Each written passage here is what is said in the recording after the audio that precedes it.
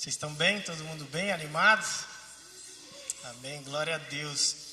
Queria só reforçar um aviso que o Lucas fez. Vocês que nos visitam hoje, não esqueçam de, por favor, no final do culto, falar com o nosso time da recepção. A gente precisa entregar um presente para vocês e a gente quer conhecer vocês, tá bom? Então, não deixem de ir lá.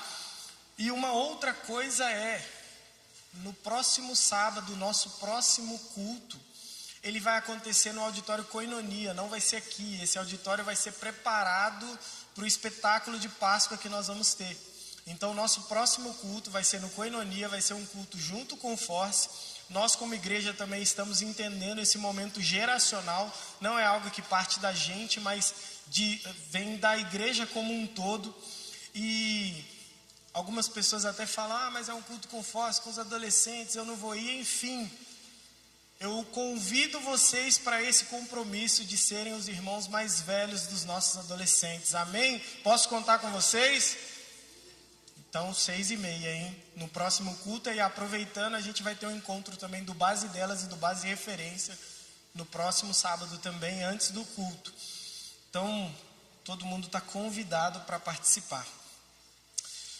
Gente, eu fui chamado para encerrar essa série dos atributos de Deus e confesso que eu fiquei muito nervoso, porque eu fiquei sem saber o que falar, porque já tinham sido falados diversos atributos e Deus ele é infinito, então a gente sempre tem algo para falar sobre ele, mas eu fiquei bem nervoso e apreensivo sobre o que eu iria falar. E antes de eu entrar de fato na palavra, eu queria contar uma história bem breve para vocês, que talvez agora ela não faça tanto sentido, mas no decorrer da palavra, acredito que vocês vão entender a linha de raciocínio, vão entender aonde eu quero chegar. Mas, não sei se todos vocês sabiam, mas há mais ou menos alguns 1.400 anos atrás, a humanidade ela acreditava que a Terra era o centro do universo. As pessoas elas acreditavam que a Terra era o centro do universo. Naquela época, os melhores astrônomos, os melhores matemáticos, todos eles acreditavam que a Terra era o centro do universo. E todos os sistemas, tudo que foi construído baseado nisso. Baseado em que a Terra era o centro do universo. E tudo isso funcionava, todas as previsões elas batiam, os planetas apareciam onde eles realmente deveriam aparecer, e tudo dentro desse sistema fazia muito sentido. Só que um dia, um astrônomo e matemático também chamado Nicolau Copérnico, ele chegou e mostrou algo muito simples, uma coisa muito simples, de que o centro, aquilo que eles imaginavam que era o centro do universo estava errado. Copérnico mostrou que o centro do universo não era mais a Terra, mas era o Sol, que é algo que nós acreditamos até hoje. Então, os astrônomos não erraram, os matemáticos não erraram os cálculos, mas eles erraram o centro. E quando o centro de tudo muda, todas as coisas mudam também por consequência. E vendo essa história, eu fiquei pensando nisso quando eu olho para nós, para todos nós, para a nossa geração, para a nossa cultura, para aquilo que nós vivemos hoje, porque tem algo no nosso coração que instala essa mesma convicção na gente, de que nós somos o centro, de que nós é que somos o centro de tudo da nossa vida. E isso não acontece de forma gritante, ou de forma escancarada, ou de forma óbvia. A vida, ela vai sendo construída em torno de nós mesmos, em torno das nossas expectativas, das nossas experiências, dos nossos planos, dos nossos sonhos. Tudo isso funciona. Esse sistema, ele funciona. A gente nem questiona quando a gente faz isso. E por exemplo, a corrupção, ela não é um problema somente político. Quando nós estamos no centro, quando nós estamos no centro da nossa vida, tudo sempre gira em torno de nós mesmos. Então o poder ele existe para quê? Para me servir. O dinheiro ele existe para me servir. Os relacionamentos eles existem para me servir. Muitas vezes relacionamentos familiares são destruídos porque nós não queremos abrir mão, porque nós não sabemos ceder. Por quê? Porque tudo gira em volta de nós mesmos. Às vezes uma amizade ela se esfria, a gente deixa de ser amigo de uma pessoa porque ela não tem mais nada para oferecer para a gente. Ela deixa de ser interessante porque ela não tem nada para oferecer, ela não tem nada para acrescentar na nossa vida. Muitas vezes aparece até na nossa vida espiritual, na nossa espiritualidade. Quando a nossa adoração, ela vira uma experiência pessoal, quer dizer que nós estamos no centro da nossa vida. Quando a adoração, ela não toca a gente, quer dizer que nós estamos no centro da nossa vida. Nós estamos querendo definir tudo a partir de nós, a partir da nossa visão, no quanto nós gostamos de algo, no quanto aquilo nos serviu. E é sobre justamente isso que eu quero falar essa noite. Eu sei que a série é sobre os atributos de Deus, mas eu precisava pontuar, eu precisava fazer essa abertura para que a palavra faça sentido no final e vocês vão entender. Porque nós passamos semanas nessa série, nós falamos sobre o amor de Deus, sobre a suficiência de Deus, sobre a unicidade de Deus, sobre a eternidade, a dignidade de Cristo. Nós passamos semanas abrindo janelas, contemplando, aprendendo. E tem algo que o Espírito Santo construiu ao longo dessas semanas que gerou um certo incômodo em mim.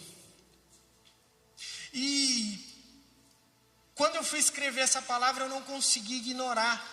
E eu trouxe em forma de uma simples frase, mas que vocês vão conseguir entender que é possível que nós conheçamos muito sobre Deus e ainda nós tenhamos o centro das nossas vidas voltados para nós mesmos. Essa noite eu quero falar um pouco sobre isso. Os atributos de Deus, eles sempre apontam para algo. Nós começamos essa pregação quando nós desenvolvemos essa série, pensamos nessa série. Nós desenvolvemos ela baseada em uma única pergunta: quem é Deus? Se formos olhar os atributos de Deus, eles respondem essa pergunta. Eles respondem quem é Deus. E essa série ela foi construída baseada nisso. Quem é Deus? E cada pregação realmente foi uma resposta. O Du, na primeira pregação, ele nos mostrou que na cruz, todos os atributos eles aparecem ao mesmo tempo.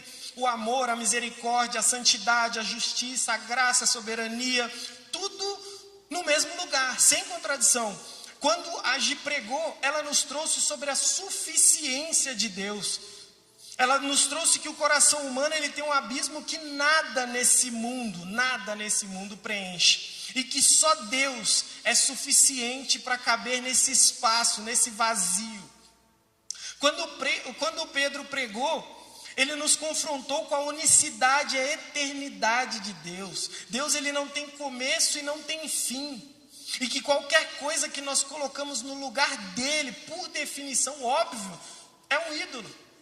E no sábado passado, o Mateus Neves, ele nos levou até Apocalipse, para que a gente conseguisse ver a dignidade de Deus, a dignidade de Cristo. Ele falou sobre o Cordeiro que foi morto, mas venceu. Nós estamos aqui, então, falando de 4 pregações, 4 janelas que Deus abriu. Eu quero usar exatamente essa imagem de janelas. Imagine que você esteja sentado na calçada em frente a uma casa, você está olhando para uma casa. E nessa casa, todas as vezes que você passa na rua, todas as vezes que você senta nessa calçada e você olha para essa casa, você vê 4 janelas. Você sabe que nessa casa tem alguém que mora dentro dela. Você sabe que essa casa ela tem características dentro dela, mas você não conhece essa casa por dentro. Você não conhece quem mora nessa casa. E aí um dia uma janela abre. E quando essa janela abre, você consegue enxergar dentro dessa casa. Você consegue visualizar o que tem dentro dessa casa. Você passou mais alguns outros dias, outra janela abre. E aí você tem uma visão mais ampliada do que tem dentro daquela casa. Você já começa a perceber e conhecer um pouco do gosto do dono daquela casa.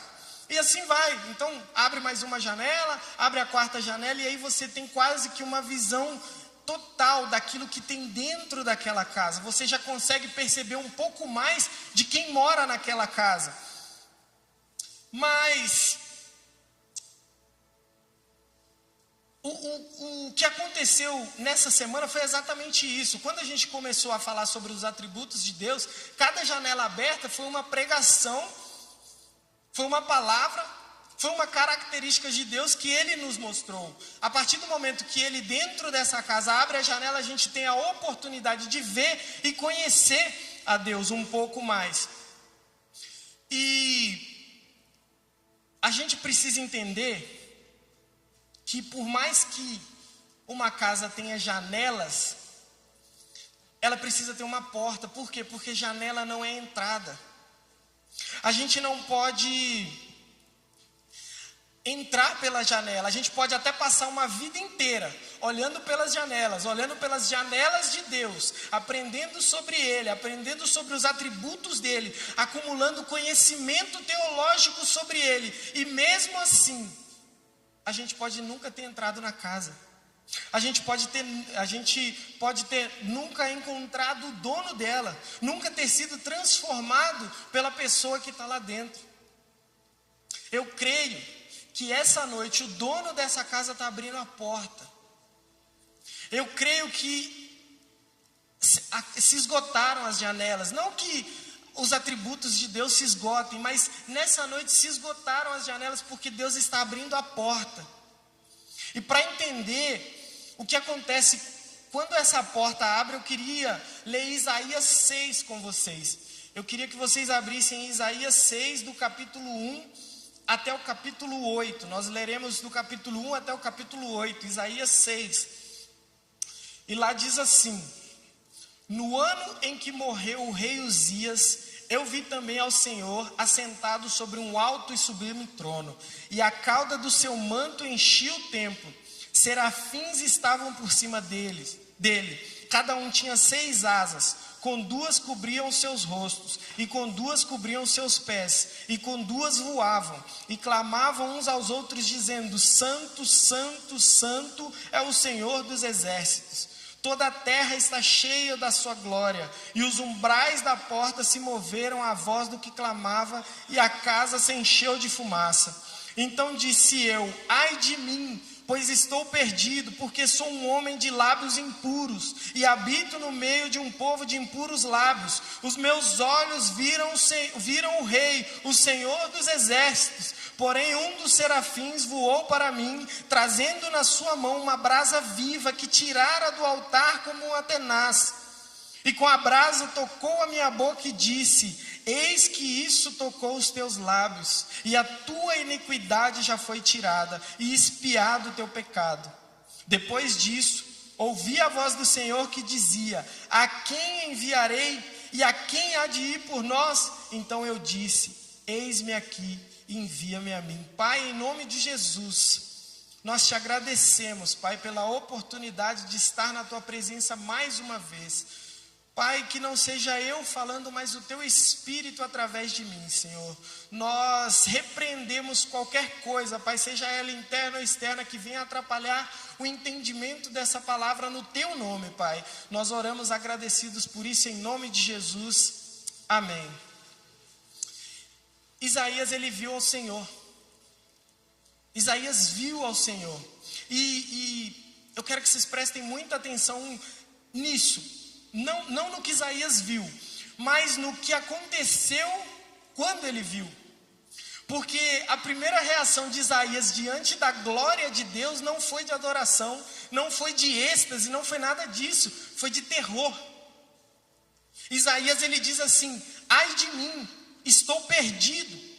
Isaías era um homem que passou a vida dele inteira falando sobre Deus. E quando Deus verdadeiramente apareceu para ele, a primeira coisa que saiu da boca dele foi: estou perdido. Algumas versões dizem até: estou destruído. E isso nos diz algo muito sério e muito interessante sobre a diferença entre conhecermos sobre Deus e realmente encontrarmos a Deus. Isaías, ele não era ignorante, Isaías ele tinha um chamado, Isaías tinha um ministério, ele tinha anos de serviço, e mesmo assim, quando ele vê a glória de Deus, ele cai. Ele cai porque a glória de Deus, ela não negocia com o nosso nível espiritual, ela não respeita o nosso currículo religioso, quanto tempo de convertido nós temos, nada disso, ela simplesmente aparece. Só que quando a glória de Deus aparece, o que nós somos também aparece junto. Aparece sem filtro, aparece sem maquiagem, aparece sem uma armadura que muitas vezes a gente monta para entrar aqui, para a gente parecer espiritual demais. Se a gente continuar olhando o texto, a gente observa que os serafins eram criaturas que habitavam na presença de Deus. E eles não habitam como passagem, mas como morada eterna, certo? Os serafins, eles não estão de passagem com Deus, mas eles habitam na eternidade com Deus. E mesmo assim, todas as vezes que eles estão na glória de Deus, eles cobrem os rostos, eles cobrem os pés, eles clamam uns para os outros, santo, santo, santo. E quando os serafins fazem isso, eles não estão cantando um hino, eles estão num esgotamento de linguagem. Eles não sabem mais o que dizer quando eles enxergam a glória de Deus, e por isso eles repetem, santo, santo, santo. Os serafins são seres eternos, os serafins são seres puros, são seres que vivem dentro da glória de Deus, e mesmo assim, eles não conseguem suportar a plenitude do que Deus é, e por isso eles se cobrem. A glória de Deus, ela não é um atributo entre os outros. A glória de Deus é a realidade que define tudo o que Deus é. A glória de Deus é a distância absoluta entre o Criador e a criatura. E toda a terra, ela está cheia dessa glória. E ela não vem como uma decoração, ela não vem como uma atmosfera de culto. Ela não vem como um momento de louvor, ela vem como uma realidade objetiva que existe, independente de nós a percebermos ou não. E quando eu estava escrevendo essa pregação, eu fui honesto comigo mesmo. E eu quero que vocês também sejam com vocês, e nós sejamos honestos. Por quê? Porque nós vivemos num tempo em que nós aprendemos a administrar a presença de Deus. Nós aprendemos a criar ambientes, nós aprendemos a criar atmosferas, nós aprendemos a realmente gerenciar as experiências de um culto. E quando nós controlamos o ambiente, quando nós controlamos as experiências, quando nós controlamos a presença de Deus, somos nós que continuamos no centro. A experiência, ela sempre vai girar em torno daquilo que a gente sente, do quanto nós fomos tocados, do quanto o louvor foi bom, do quanto o som estava gostoso, do quanto a palavra estava legal. E Deus, o Deus real, o Deus da glória real, a santidade que faz os serafins se cobrirem, o Senhor que faz o templo tremer, esse Deus fica de fora. Deus tem falado algo para a gente, base. Deus tem falado algo para a nossa igreja, na verdade. Que é possível que a gente esteja na presença. Que é possível que a gente esteja na presença de Deus. E mesmo assim a gente não perceba Ele. A gente pode cantar santo, santo, santo, igual a gente cantou aqui, e continuarmos adorando a nós mesmos.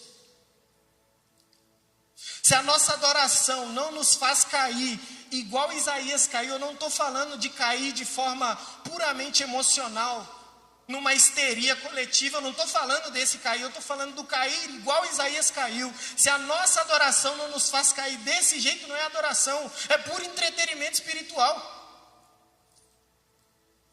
Isaías, ele não se levanta da visão que ele teve com uma experiência bonitinha para contar, não. Ele saiu com os lábios tocados por brasa viva. Ele foi purificado não por um próprio esforço deles, mas por uma iniciativa de Deus.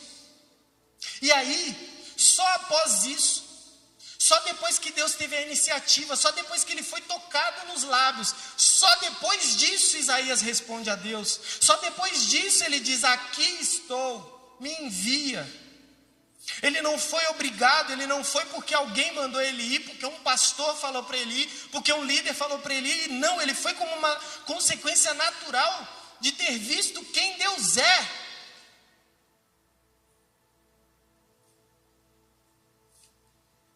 Quando a glória de Deus ela é real para nós, ela nos reposiciona. Nos reposiciona e a gente faz isso sem esforço, sem pressão, sem culpa. A luz ela entra e o centro da nossa vida muda. Eu queria que vocês abrissem comigo em Isaías 48, do versículo 9 ao versículo 11, por favor. Isaías 48, do versículo 9 ao versículo 11, e depois nós vamos abrir em Romanos 11 também. Isaías 48, 9 diz assim: por amor do meu nome eu adio a minha ira, por amor do meu louvor eu a contenho, para que você não seja eliminado. Veja, eu refinei você, embora não como prata, eu o provei na fornalha da aflição. Por amor de mim mesmo, eu faço isso. Como posso permitir que eu mesmo seja difamado? Não darei a minha glória a outro. Romanos 11, o capítulo 33, do versículo 33 ao 36, diz assim: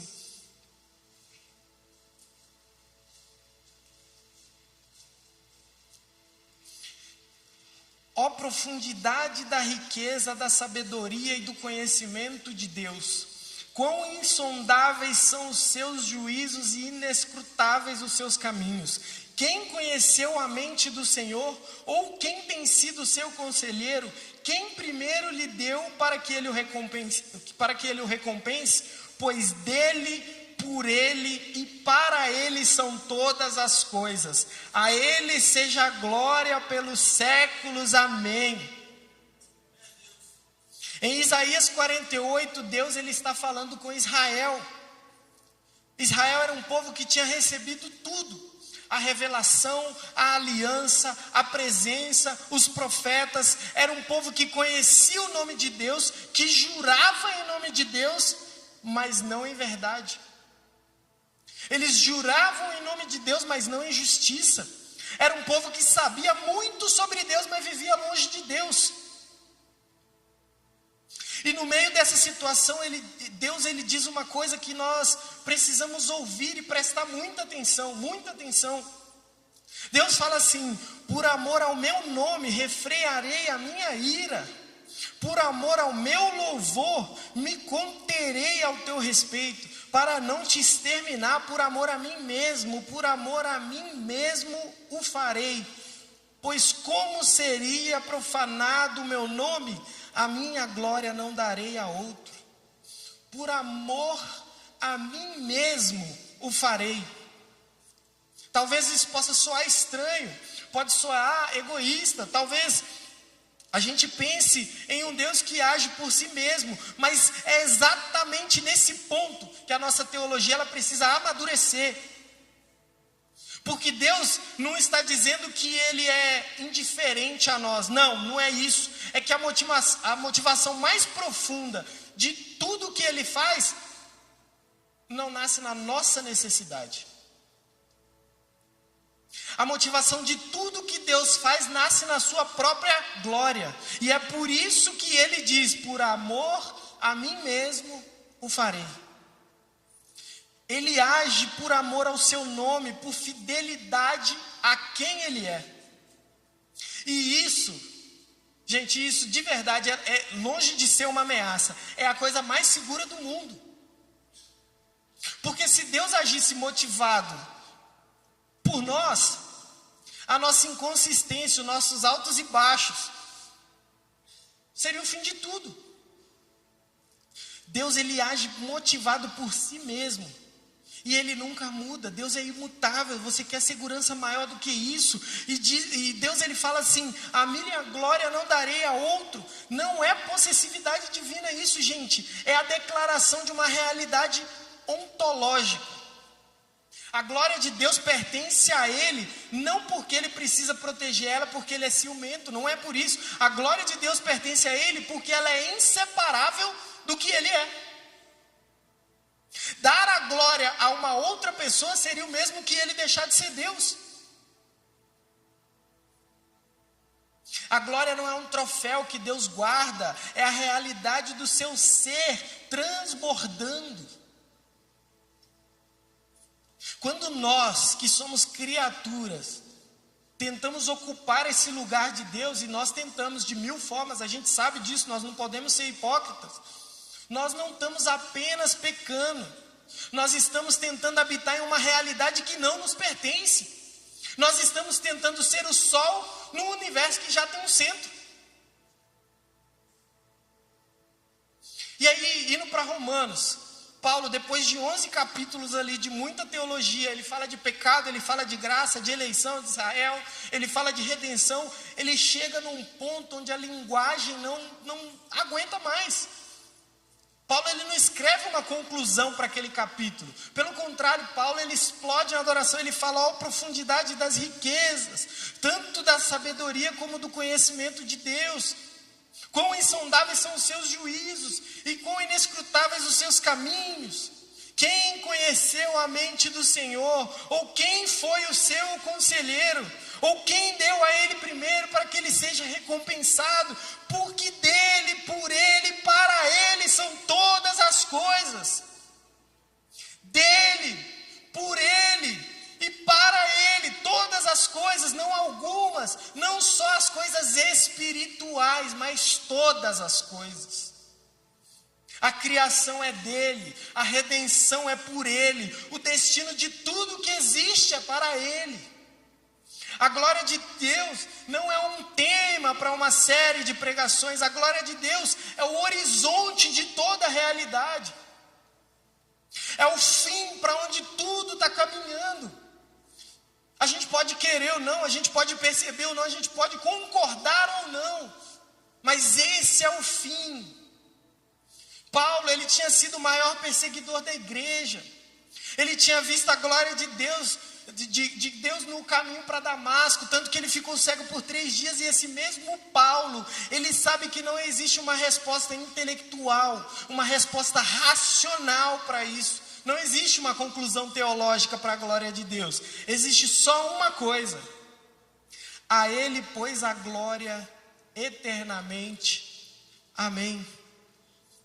Isso não é um versículo bonito para Paulo fechar o capítulo. Isso é um homem que viu e não teve mais o que dizer. E aqui nós precisamos entender o contraste que a glória de Deus produz. A glória de Deus, ela não pede licença, porque a glória de Deus, ela não chega, ela já está. Normalmente a gente chama o Espírito Santo, vem Espírito Santo, faça parte. Não, ele já está, somos nós que estamos chegando, e por isso ela não pede licença, porque ela já está. Nós é que estamos acessando a glória de Deus, e tudo o que a glória de Deus ela encontra, ela expõe, seja bom, seja mal. E não é num sentido de crueldade, mas é num sentido de trazer luz. E essa luz, ela não precisa gritar para revelar o que está no escuro. Ela simplesmente existe. E o contraste aparece sozinho. É por isso que eu não preciso dizer para ninguém aqui, nem para mim mesmo, se eu estou adorando a Deus ou se eu estou adorando a mim mesmo. Porque a glória de Deus já faz isso para a gente. Ao longo dessas semanas, ao longo dessa noite aqui de hoje, a luz ela foi iluminando de dentro para fora, e cada um de nós sabe, no lugar mais honesto que existe dentro de nós, o que foi que essa luz iluminou. Não estou falando aqui sobre ter experiências boas ou ruins, não estou falando sobre isso. Não é ser uma pessoa espiritual demais ou não é nada disso. É sobre quem está no centro das nossas vidas. Eu já preguei uma outra vez falando sobre a perfeição bíblica, e a perfeição bíblica ela não quer dizer que você tem que fazer tudo certo. A perfeição bíblica quer dizer um coração honesto, um coração sincero, um coração que fala a verdade para Deus. Um sistema com o eu no centro, ele pode ser sofisticado, religioso, emocionante, mas ele consequentemente é fundamentalmente errado no que mais importa. Quando Nicolau Copérnico fez a teoria de que o Sol era o centro do universo, ele não precisou destruir nenhum cálculo dos outros astrônomos e matemáticos. Ele só precisou mostrar que o centro estava errado. E quando o centro muda, tudo muda. A glória de Deus que está aqui essa noite, ela está aqui não para nos condenar. Entenda isso. Ela veio para nos reposicionar. Deus não condena, Deus reposiciona, Deus faz de novo. A glória de Deus que está aqui essa noite, ela está aqui para fazer o que ela fez com Isaías. Ela não destruiu Isaías, mas ela purificou ele. Ela não acusou, mas ela transformou ele. A brasa não queimou os lábios de Isaías para machucá-lo, queimou para prepará-lo. E eu quero que, antes de encerrar esse culto, antes da gente sair daqui essa noite, a gente entenda uma coisa: o reposicionamento, ele não é um sentimento. Nós precisamos ser maduros o suficiente para entender que um reposicionamento não é sentimento, não é uma emoção que a gente sente e daqui a pouco passa, depois volta e daqui a pouco passa. Não é isso, é uma decisão que nasce de uma visão. O reposicionamento, ele acontece quando a gente vê, quando nós enxergamos a glória de Deus. Isaías não saiu do templo porque ele se sentiu bem, ele saiu do templo porque ele viu. E o que Isaías viu mudou o centro de tudo na vida dele. Quando ele vê, ele diz: aqui estou, me envia. Isso não foi um momento de euforia espiritual, foi a resposta mais racional possível, de alguém que entendeu onde estava e com quem estava.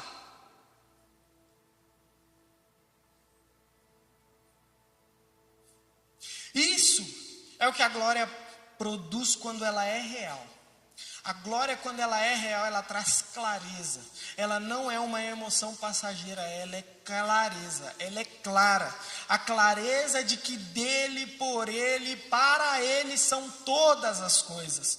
E que uma vida que é construída em torno de qualquer outro centro, não importa como ela seja, é uma vida construída sobre uma premissa errada.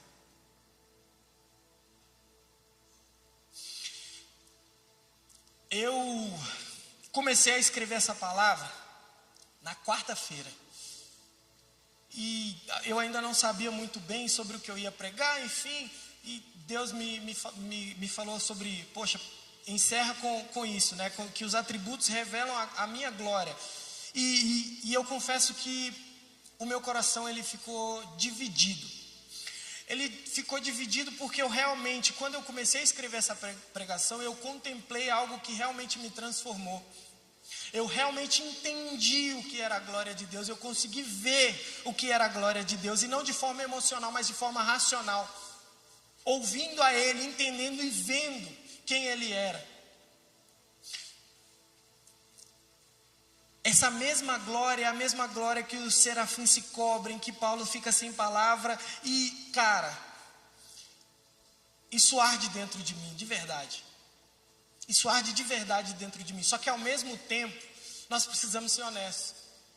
Eu conheço a nossa realidade, eu conheço a minha realidade, e eu sei que, mesmo às vezes a gente cantando, às vezes a gente orando, a gente estando semanas a semanas na presença de Deus, a gente ainda gira em torno de nós mesmos.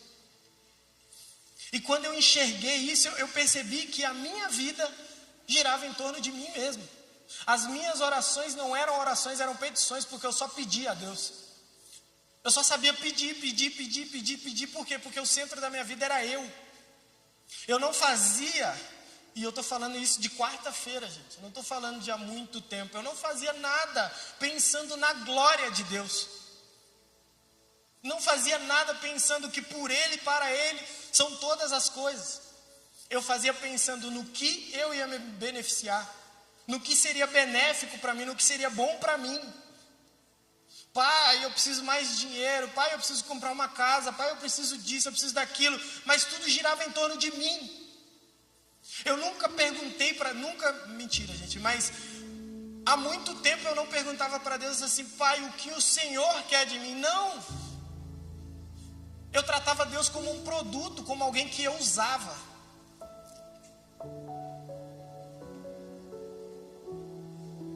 E isso me dói. E quando eu falo dói de verdade, ao mesmo tempo que conhecer a glória me empolga, me dói. E não dói com raiva, mas dói com amor. Porque a partir do momento que eu escrevi essa palavra, eu entendi que nós precisamos olhar para nós e para os outros, não pela parte externa, mas pela parte interna, por aquilo que Deus vê.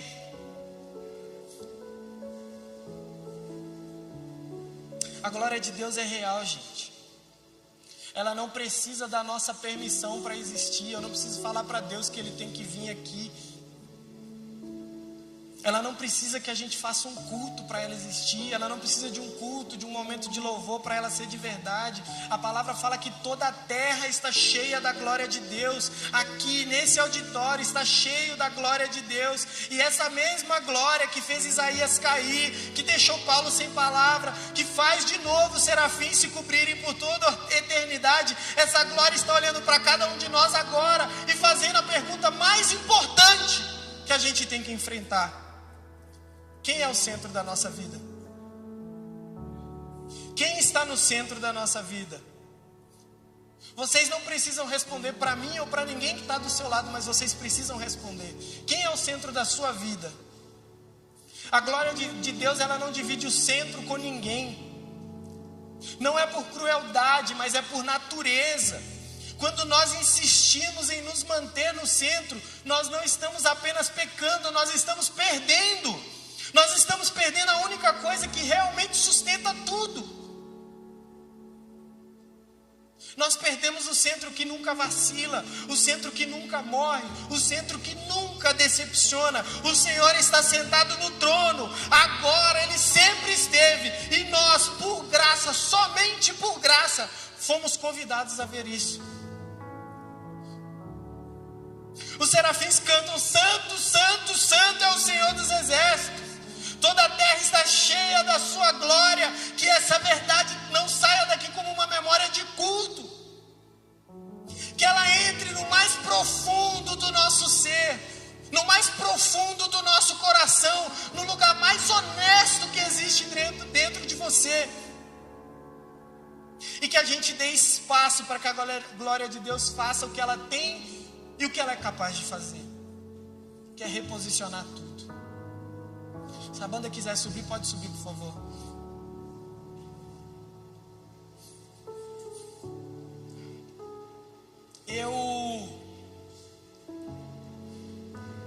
Nesse momento eu não vou pedir ninguém para levantar a mão. Eu não quero pedir para ninguém vir aqui na frente. Mas eu vou pedir uma coisa. Fechem seus olhos, por favor, fechem seus olhos. Abaixa a cabeça, feche seus olhos. E de verdade, não como um ritual de culto. Vou fechar meus olhos como um ritual de culto, mas com honestidade, de verdade. Feche os olhos, abaixe as cabeças.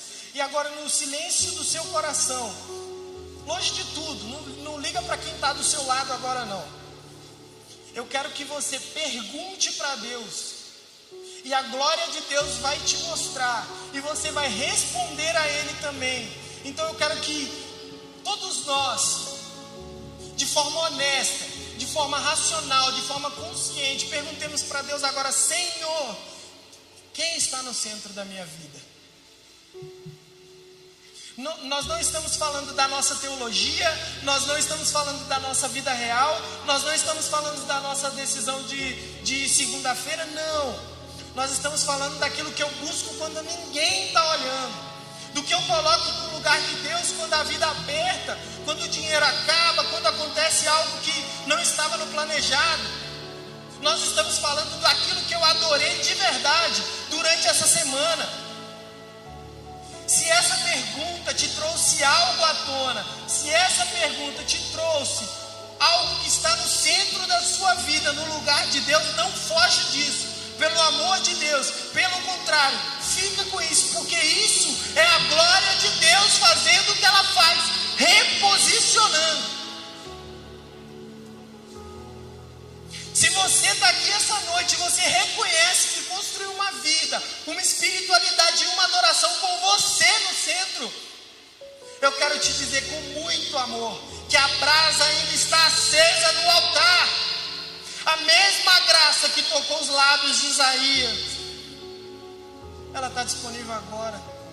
E não é porque você merece, não é porque você se esforçou o suficiente, não, mas é porque Deus age por amor ao seu nome, e o seu nome é misericordioso.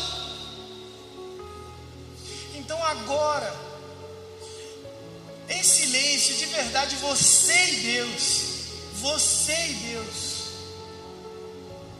entregue o centro da sua vida, entregue, e não faça isso com emoção, ou como uma emoção, ou como porque foi uma pregação emotiva, ou algo que mexeu com... Não, faça isso de forma racional, tome essa decisão. A decisão não é um sentimento, decisão é atitude, e é uma atitude racional. A decisão mais racional que você vai poder tomar na sua vida é de que dele, por ele e para ele são todas as coisas, inclusive você. O louvor vai tocar uma música e eu não quero, eu oro para que não seja uma histeria coletiva, mas que a partir do momento que a gente teve esse encontro com a glória de Deus, que o nosso centro ele seja reposicionado, e que a partir de agora a gente adore a Ele, por Ele, e não mais por nós. Não porque nós queremos nos sentir bem, não porque nós queremos uma experiência diferente, não porque nós queremos um louvor que toca o coração, não, porque nós ouvimos e nós respondemos agora. E você é livre, a partir de agora você é livre. Se você quiser se levantar, se você quiser deitar, se você quiser sentar, se você quiser vir até o altar, não tem problema, você é livre. Mas que essa decisão não seja emoção. Que a gente entenda que a glória de Deus está nesse lugar. A palavra fala que a glória de Deus está por toda a terra, está nesse lugar. Nós estamos dentro da glória de Deus. Nós temos que zelar por isso. Se a glória de Deus está por toda a terra, nós não podemos ser uma pessoa aqui dentro e outra lá fora. Nós precisamos respeitar a glória de Deus. Nós precisamos honrar a glória de Deus. Nós precisamos respeitar a Deus. Nós precisamos parar de ser crianças imaturos. Nós precisamos aprender que nós estamos dentro da glória de Deus o tempo inteiro. Eu não posso sair desse culto e mudar o ponto aqui e falar mal do meu irmão. Se eu estou dentro da glória de Deus, eu preciso respeitar isso. Eu não posso sair desse auditório aqui e ver o irmão em necessidade e não ajudar. E nós não estamos falando de dinheiro aqui, não. Nós precisamos amadurecer, base. Nós não somos crianças mais. Nós estamos falando aqui com pessoas com mais de 18 anos, pelo amor de Deus. Nós estamos na glória de Deus. Nós estamos em volta da glória de Deus. Os serafins, que são seres santos, puros, sem pecados, escondem o rosto para falar com Deus.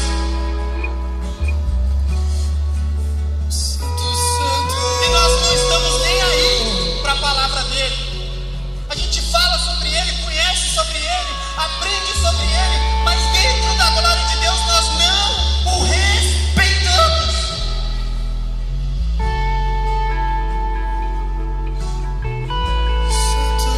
Deus tenha misericórdia. Sim, tu és santo.